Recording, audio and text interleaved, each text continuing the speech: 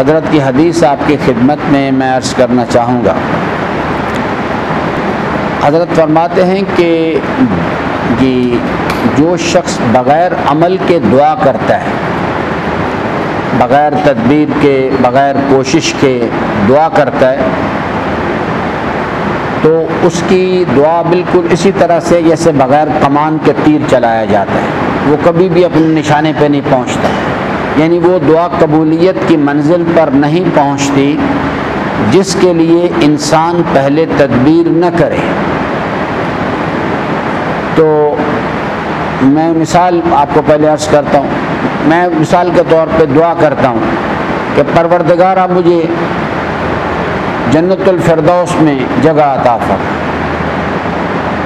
تو اللہ تبارک و تعالیٰ جو ہے اسی وقت کہتا ہے کہ میرے بندے میں نے تمہیں راستہ بتایا کہ جنت جانا چاہتے ہو تو یہ راستہ ہے، اس راستے کو اختیار کرو، پہلے جو میں نے امکانات دیے تدبیر کرو، پھر آ کے دعا کرو۔ اور میں کہتا ہوں پروردگارہ جہنم سے نجات عطا فرما، مگر ان گناہوں کو، ان اعمال کو چھوڑنے کے لیے تیار نہیں ہوں جو انسان کو جہنم لے کے جاتے ہیں۔ تو حضرت فرماتے ہیں یہ دعا کرنا جو ہے یہ اصل میں اللہ سے تمسخر کرنا، اس کا مذاق اڑانا ہے۔ اللہ تعالیٰ نے انسان کو نور عقل عطا کی ہے، عقل کی رہنمائی کے لیے پیغمبران بھیجے ہیں، الہامی کتابیں بھیجی ہیں، اولیاء کرام، ائمہ، علماء، اور اس کو کہا کہ بھائی یہ راستہ ہے۔ ابھی ہم نے کہا نماز پڑھی نا، سب نے کہا ایاک نعبد، آگے کیا کہا ہے وایاک، جو ہی انسان یہ بات کہتا ہے نا وایاک نستعین، وہ کہتا ہے ٹھیک، ایک منٹ بھائی میں تمہاری مدد کرنا چاہتا ہوں لیکن زبانی باتیں مت کرو، میں نے تمہیں بتا دیا استعین بالصبر والصلاۃ، یہ راستہ ہے، تم نے یہ کرنا ہے تو میں تمہاری مدد کر دوں گا، ورنہ بے شک کرتے رہو دعائیں۔ تو اس لیے میرے عزیزان، پہلے یہ جو روحانی پروگرام ہے نا اللہ تعالیٰ کا الہی پروگرام، اس کی کیمسٹری سمجھیں، اچھی طرح سے سمجھیں کہ کون سا عمل کس طرح سے انجام دوں تو یہ نتیجہ برآمد کرے گا، ورنہ اگر وہ چیز جو ہے وہ ہم اس کے مطابق نہیں کرتے، اگر ہم حضرت امام حسین علیہ السلام کی یہ جو مشن ہے اس کے لیے یعنی کام نہیں کرتے، صرف بس گریہ کر رہے ہیں، تو آیت اللہ مطہری شہید فرمایا کرتے تھے کہ تم رو رو کے آنسوؤں کے دریا بہا دو، اللہ تعالیٰ کو کوئی پرواہ نہیں بالکل، جب تک انسان اس راستے پر نہیں آتا۔ تو میں آج صرف اس ایک دعا کے حوالے سے، ایک دعا بڑی مشہور ہے، آج کل بہت لوگ اس کو پڑھتے ہیں، مولانا صاحب کیا کہتے ہیں، دعائے فرج اسے کہتے ہیں، اللہم کن لولیک الحجۃ ابن الحسن۔ یہ دعا پڑھنے سے پہلے سوچ لیں کہ امام علیہ السلام کا ظہور ہو کس مقصد کے لیے رہے، تو کیا مقصد ہے حضرت کے ظہور کا؟ اللہ تعالیٰ کے حبیب نے کیا فرمایا؟ ڈاکٹر صاحب مدد کریں ذرا۔ ظلم کا خاتمہ لا الہ، عدالت کا قیام الا اللہ۔ تو اب میں چاہتا ہوں کہ حضرت کا ظہور ہو، تو پہلے مجھے اپنے جو میرے پاس امکانات ہیں اس کے مطابق مجھے عمل کرنا، پھر دعا کرنی ہے۔ صرف دعائیں کرنے سے کچھ نہیں ہوتا۔ رات کو ابھی دعائے فرج پڑھیں، فجر کی نماز میں غائب، یہ طرز عمل جو ہے اس دعا کے جو تقاضے ہیں اس کے بالکل منافی ہے یہ۔ تو اس لیے جو فارمولہ ہے وہ یہ ہے کہ پہلے اللہ نے پہلے عمل، پہلے کوشش، پہلے تدبیر، پھر اس کے بعد دعا. ہم چاہتے ہیں حضرت کے ظہور کے لیے دعا کریں، اور یہ دعا آج کل آپ اکثر اوقات لوگ اب قنوت میں بھی پڑھتے ہیں، ویسے بھی پڑھتے ہیں. میرے عزیزان، پہلے 2 کام کرنے ہیں، پھر یہ دعا کرنا. حضرت کا جیسے ابھی ڈاکٹر صاحب نے بتایا، ظلم کا خاتمہ اور عدالت کا قیام. تو پہلے کام میں نے کرنا ہے اپنی ذات کے اندر، جہاں یہ میرے وجود کی سلطنت جس پہ میرا ارادہ حکومت کر رہا ہے، یہاں سے ظلم کا خاتمہ کرنا اور عدالت اس وجود پہ قائم کرنی ہے. یہ پہلا مرحلہ ہے. اس کے بعد دوسرے مرحلے میں ماحول کے اندر جو ہے یہ واجب عینی ہے. یہ والا کام جو ہے نا کہ اس وجود کی سلطنت میں ظلم کا خاتمہ اور عدالت کا قیام، یہ واجب کفائی بھی نہیں اور واجب اختیاری مسئلہ بھی نہیں کہ میں کر لوں تو کر لوں اور نہ کروں تو نہ کروں. یہ واجب عینی ہے. میں نگاہوں کو غلط استعمال کرتا ہوں، اسی بیہیویئر کے خلاف تو قیام ہونے والا ہے. مال حرام کماتا ہوں، وہ یقین رکھے کہ اسی کے خلاف قیام ہونے والا ہے. اور ابھی یہ عمران خان کی حکومت تو پراپرلی چوروں کو بند نہیں کر پا رہی، نہیں اس واسطے کہ بدماشوں کے ٹولے سب اکٹھے ہوئے. لیکن حضرت کی حکومت میں تو امکان ہی کوئی نہیں بچنے کا، امکان ہی کوئی نہیں بچنے کا. ہر اکاؤنٹ ہولڈر کو آج ابھی شاباش سامنے ادھر آؤ بھائی، یہ پیسہ کہاں سے آیا. ہر دروازہ کھٹکھٹایا جائے گا، باہر آؤ بھی ذرا، یہ مکان کہاں سے بنا ہے، ثابت کرو اسے. اب میرے پاس کوئی دلیل ہی کوئی نہیں. باہر لکھا ہے ھذا من فضل ربی، چوری، ڈکیتی، غصب، رشوت، حرام. وہاں پر اس قسم کا کوئی کانسیپٹ نہیں ہے کہ اچھا جناب چلیں جی یعنی سپریم کورٹ میں چلتے ہیں، وہاں چل بھی اندر شاباش. وہاں کوئی کانسیپٹ اس قسم کا نہیں. یہ جو آپ کو یہ گروہ دکھائی دے رہے ہیں نا، جو شیعہ گروہ، ان کی اکثریت اندر ہوگی، ان کی اکثریت اندر ہوگی. جو سرکاری ملازم ہے رشوت لینے سے نہیں ہٹتا، کسی پیچھے ہٹنے کے لیے تیار ہیں. جو کاروباری لوگ ہیں ہر کام نمبر 2، ہر چیز نمبر 2 کی چلے جا رہے ہیں، اور دھڑا دھڑ عمرے پہ عمرہ، زیارت پہ زیارت، ہر سال اربعین پہ پہنچ جاتے ہیں. یہ اصل میں یہ طرز عمل اللہ کے ساتھ مذاق کر رہے ہیں، اپنے ائمہ سے مذاق کرنے کے مترادف ہے. یہ ان کا تمسخر کرنا. وہاں اس قسم کا کوئی کانسیپٹ نہیں کہ اچھا جناب یعنی پہلے اکاؤنٹ سٹیٹمنٹ لاؤ فلاں. بہت سادہ سادہ باتیں ہیں. اور یہ ایک کم از کم سزا ہے. یہ وہ مال بھی ضبط، اور امیر المومنین کا فیصلہ تاریخ میں موجود ہے. ایک آدمی بیت المال کا اس نے کچھ غصب کیا، حرام کمایا. امیر المومنین نے گورنر کو لکھا، یہ کم از کم سزا ہے. یہ فرمایا کہ اسے گرفتار کرو، اسے اٹھا کے قید خانے میں بند کر دو. باقی قیدیوں کو تو پھر بھی جمعے کے دن اجازت اتنی دے دو کہ وہ نماز جمعہ کے لیے باہر آ جائیں. اس کو یہ اجازت بھی مت دو، اور اس وقت تک قید خانے میں بند رکھو تا وقت کہ اس کی موت وہی واقع ہو جائے. یہ تو کم از کم سزا ہے. اور اگر ولی امر چاہے تو یہ سزا بھی اس کی گردن اتار دو، وہ یہ سزا دینے کا بھی اختیار رکھتا ہے.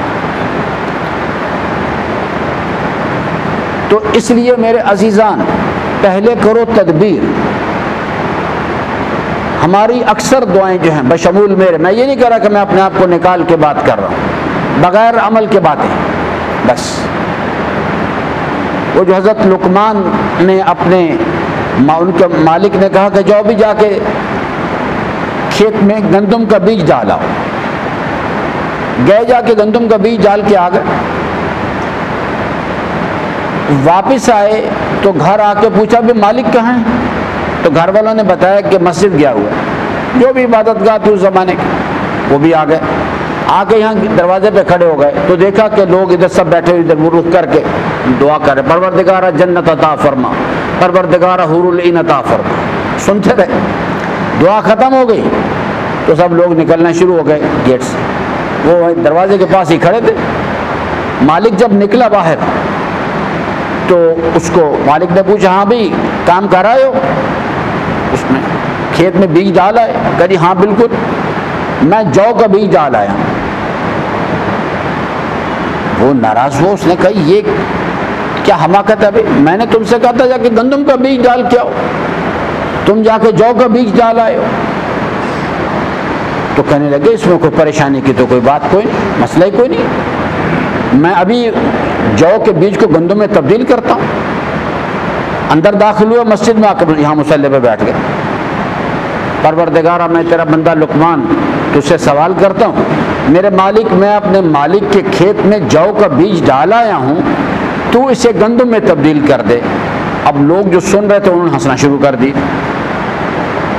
کہتے یہ تو ایسا لگتا ہے پاگل ہو گیا۔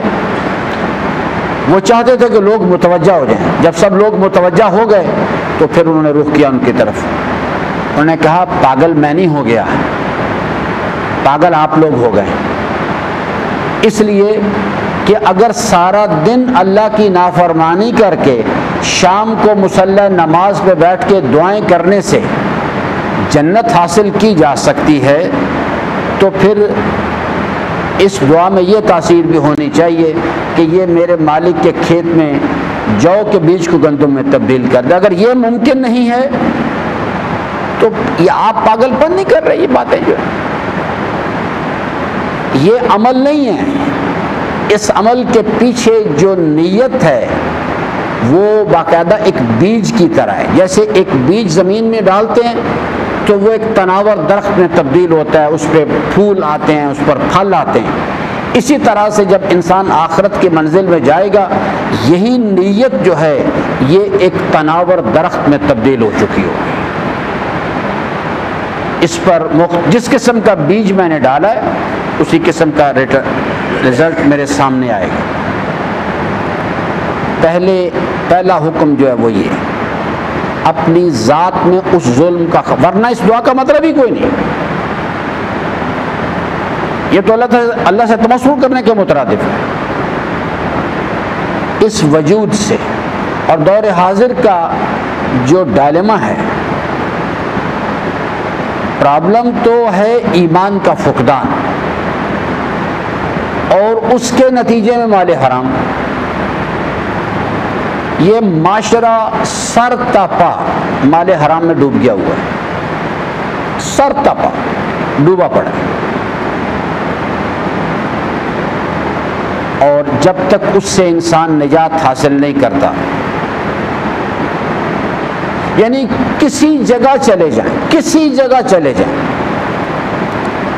ہر جگہ پہ حرام حرام حرام کی دعوت ہے۔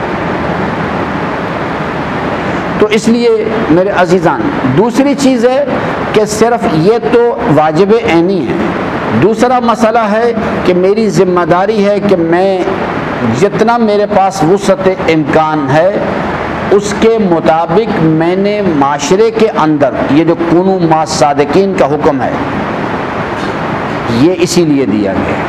یہ نماز جماعت اسی لیے قائم کی گئی تاکہ ایک جماعت بنائی جا سکے جو مورگاہ کی سرزمین پر نکلے اور یہاں ظلم کا خاتمہ کرے۔ پھر ساری مساجد سے لوگ اکٹھے ہوں اور ایک بڑی جماعت بنے جو راولپنڈی شہر کے اندر اس ظلم کا خاتمہ کرے۔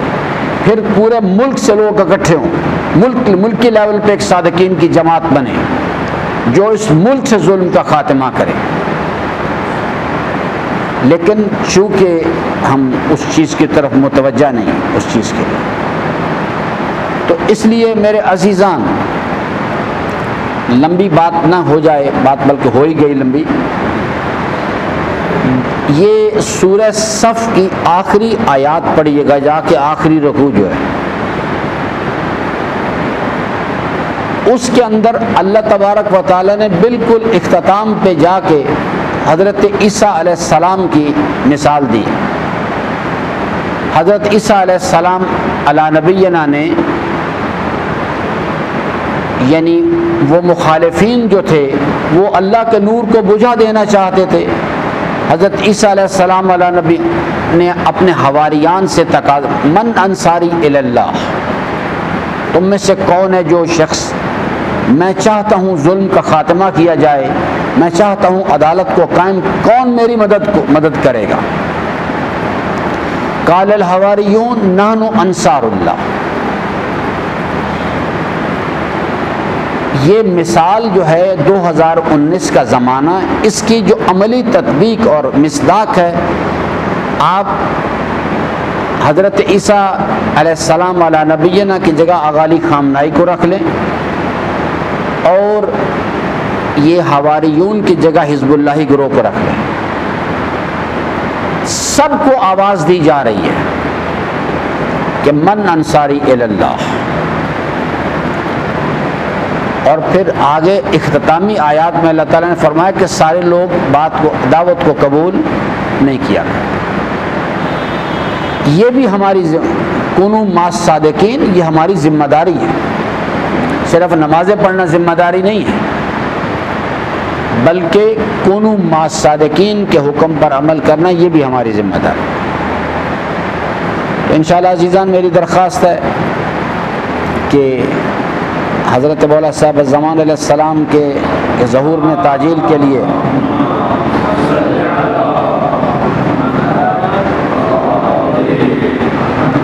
حضرت کے ظہور میں تعجیل کے لیے دعا کرنا فراموش نہ کیجیے گا۔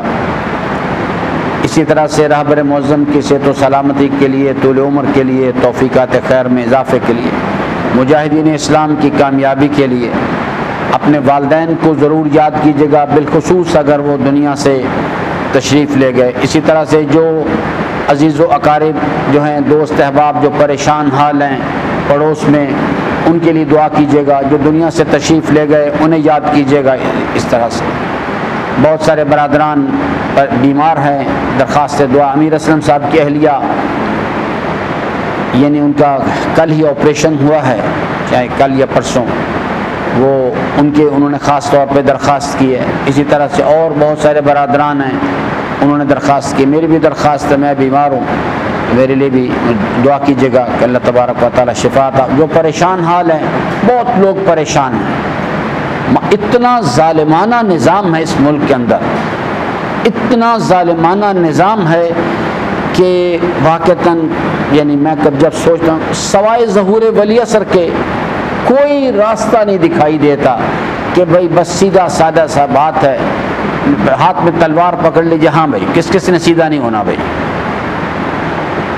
کیونکہ وہاں تو بالکل یہی بات ہے، ایک مرتبہ سمجھا دو بھی نہیں۔ ایک باقاعدہ مثال ہے، مجھے ایگزیکٹلی اب یاد نہیں ہے، میں یہ عراق کی مثال ہے، عراق میں کسی شہر کا نام ہے کوفہ میں یا کسی جگہ پہ، حضرت یعنی آ کے یعنی جب تشریف لائیں گے تو واضح و نصیحت ان کو سمجھانا شروع کریں گے، لوگ کھڑے ہو جائیں گے، شور مچانا شروع کر دیں گے۔ جیسے امیر المومنین مسجد کوفہ میں بات کرتے تھے، شور مچاتے تھے، ہنگامہ، بدتمیزی کرتے تھے۔